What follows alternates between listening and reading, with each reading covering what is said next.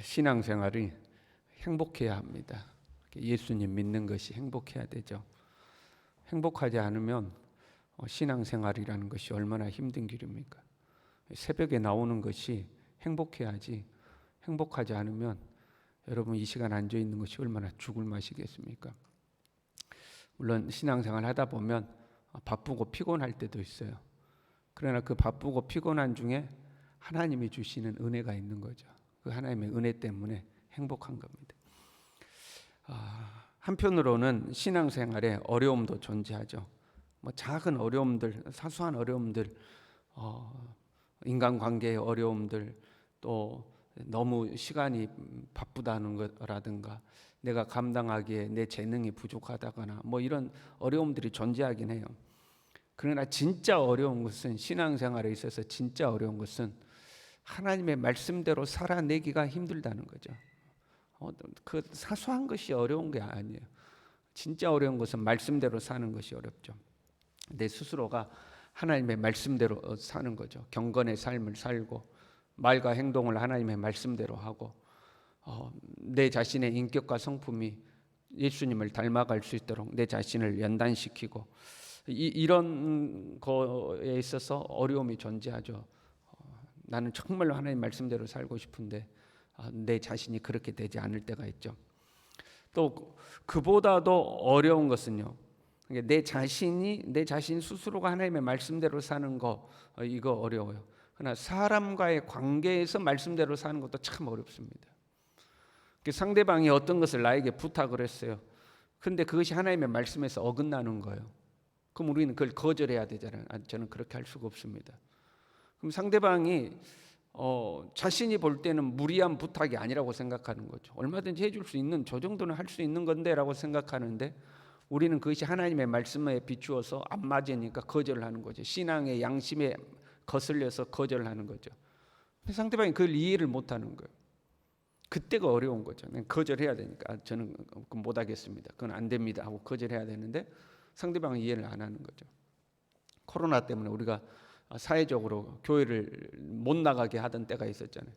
나 그럼에도 불구하고 교회 나가겠다, 이해를 못 하죠. 야, 코로나 시국인데 꼭 교회 가야 되냐? 꼭 예배당에 가야 되냐? 하고 이제 우리의 신앙을 이해를 못 하는 거 아니에요. 우리의 신앙을 이해를 못 하는데 우리는 우리의 믿음을 지켜야 되니까 거기에서 생기는 갈등이 존재하죠. 그때 참 어려운 거죠. 때로는 거절해야 할 뿐만 아니라 심판까지 선언해야 돼요. 지금 에레미야는 그 고충이거든요. 거절할 뿐만 아니라 너 하나님 앞에 심판받는다, 너 하나님 앞에 벌 받을 것이다, 하나님이 너희를 진멸시킬 것이다, 그 심판 선언까지 해야 되는 거예요. 그러니까 너무 이제 고충이 큰 거죠. 말씀을 듣고 배우는 데는 즐거움이 있어요. 16절에 이렇게 기록했습니다. 내가 주의 말씀을 얻어 먹었사오니 주의 말씀은 내게 기쁨과 내 마음의 즐거움이 오니. 하나님 말씀 배우는 건 너무 좋아요. 교회 다니면서 우리도 마찬가지예요. 말씀 배우는 것은 너무 좋아요. 여러분, 성경을 배우고 설교를 듣고 내가 스스로 말씀을 묵상하고 하는 과정 속에 말씀이 꿀송이보다 더 달다, 이런 경험이 있어야 돼. 말씀이 참 좋다, 이런 말씀이 있었구나 하고 깨닫고 감사하고 너무 말씀이 좋은 게 있는 거죠. 그에 비해서 말씀을 지키는 것은 너무 고통스러워. 말씀을 먹는 것은 즐거운데 그 말씀을 지키는 게 너무 고통스러운 거예요. 10절에요. 내게 재앙이로다 나의 어머니여. 얼마나 고통스러웠던지 어머니를 한탄하는 거예요. 어머니 나를 낳으셨냐는 거예요. 어머니 나를 낳은 것이 내게는 재앙입니다. 너무 고통스럽다는 거예요. 나를 온 세계에 다투는 자와 싸우는 자를 만날 자로 낳으셨도다. 온 세계와 다투는 것 같다는 거예요. 그러니까 어디를 가든지 갈등이 존재한다. 여기 가면 이 사람하고 갈등, 저기 가면 저 사람하고 갈등, 이 문제 하면 이 문제 갈등, 저 문제 갈등. 다른 이유가 아니라 하나님의 말씀을 지키려다 보니까 온 세계 사람들이 나오고 싸우는 것 같은 거예요. 갈등이 일어나는 거죠. 내게 구워주지도 아니하였고 사람이 내게 꾸이지도 아니하였건만은, 그 사람이 가장 이렇게 관계가 틀어지는 게 돈 문제 아닙니까? 돈 문제 때문에 관계가 틀어지잖아요. 그런데 내가 돈을 빌려준 것도 아니고 꾼 것도 아니고, 그런데 사람들이 자기를 미워한다는 거예요. 내가 돈 빌려가지고 안 갚은 것도 아니고, 내가 돈 빌려주고 돈 갚으라고 추궁하는 것도 아닌데 나를 그렇게 미워한다는 거예요. 우리가 신앙생활 하면요, 세상 가운데서 갈등이 존재해야 사실은 정상입니다. 세상 속에서 우리가 살다 보면 하나님을 믿지 않는 사람과 나 사이에 갈등이 존재해야 돼요. 서먹서먹함이 존재해야 돼요. 사실 그래야 정상이에요. 아무런 갈등이 없이 잘 산다? 그러면 내가 신앙의 양보를 하고 있는 건 아닌가 생각해 봐야 되죠. 나하고 어울리는 사람들이 다 인격적이에요. 예수님은 안 믿지만 다 인격적이고 성품이 좋아요. 그래서 갈등이 없을 수도 있겠죠. 그럴 수도 있겠죠. 그러나 한편으로는 내가 하나씩 양보하고 타협하니까 갈등이 없을 수도 있는 거죠. 우리는 세상에 동조해서는 안 되죠. 동조할 수도 없죠. 하나님의 말씀에 어긋난다? 그러면 그 거절해야 되는 거죠. 그 거절할 수밖에 없잖아요. 말씀에 어긋나면. 근데 세상은요, 우리가 거절하면 우리를 미워하는 거죠. 가령 그런 거 있잖아요. 술자리가 됐어요. 뭐 밥 먹고 술을 먹는 자리가 이루어졌다고 해봐요. 사회생활 하다가. 그럼 우리는 술을 안 먹는다고 그러죠. 그럼 여러분 그렇잖아요. 앉아서 당신은 술 먹고 싶어. 그럼 당신은 술 먹고 나는 그냥 음료수 마시면 되잖아요.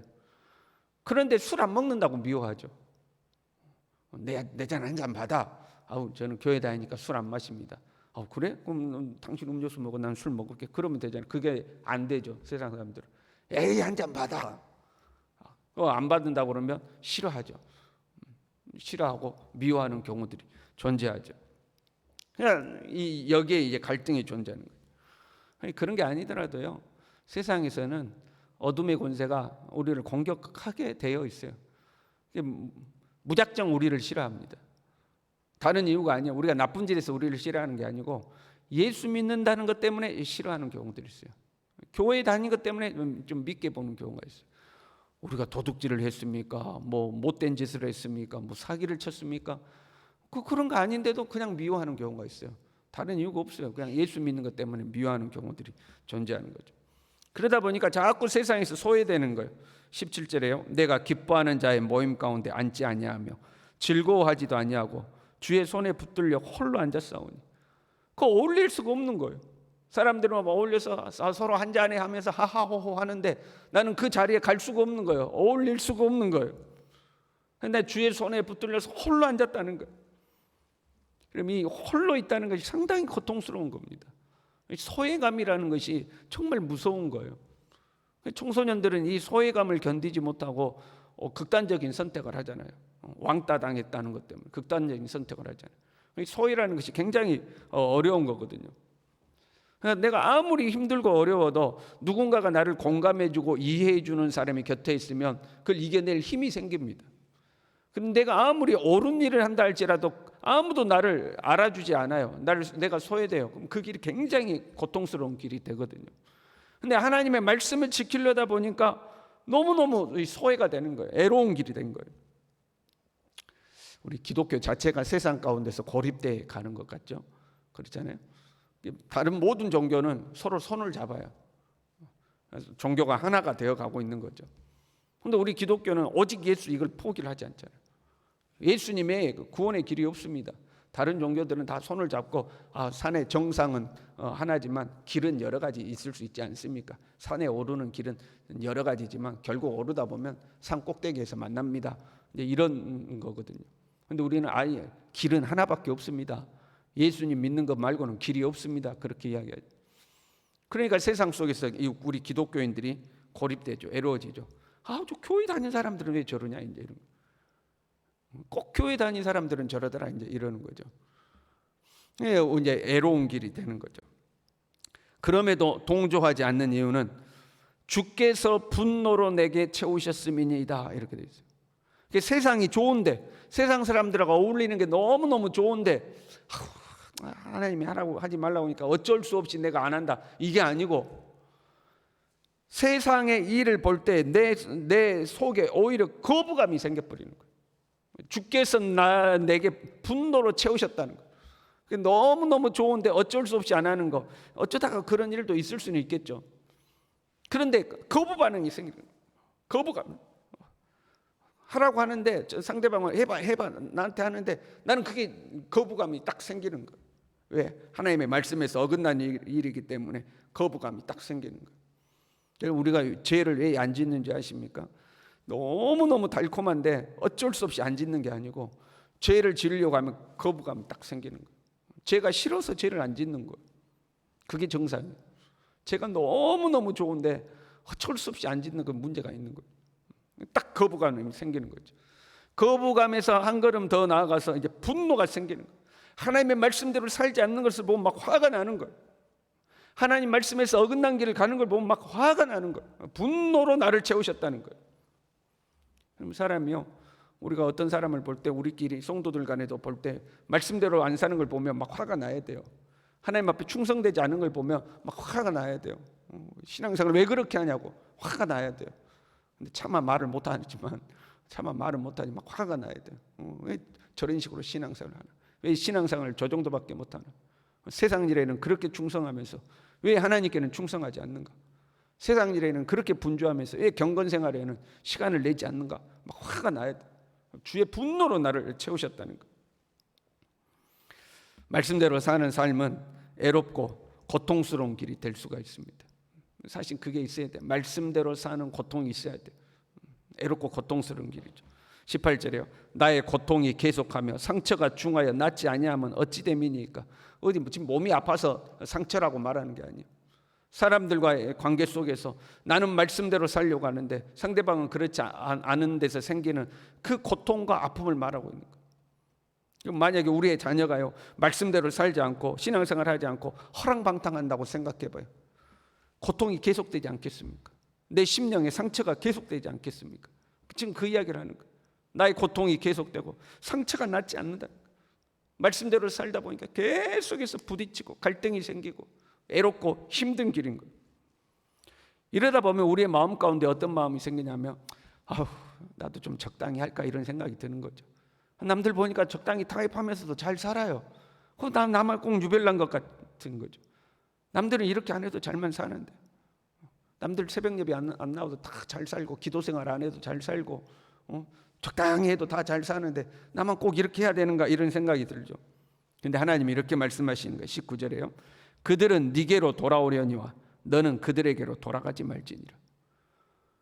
다른 사람들이 너를 보고 따라와야지. 네가 다른 사람 따라가면 안 된다는 거예요. 그들은 네게 오거니와 너는 그들에게 가서는 안 된다. 너는 믿음의 길을 가라 하고 하나님께서 독려하고 계시는 거죠.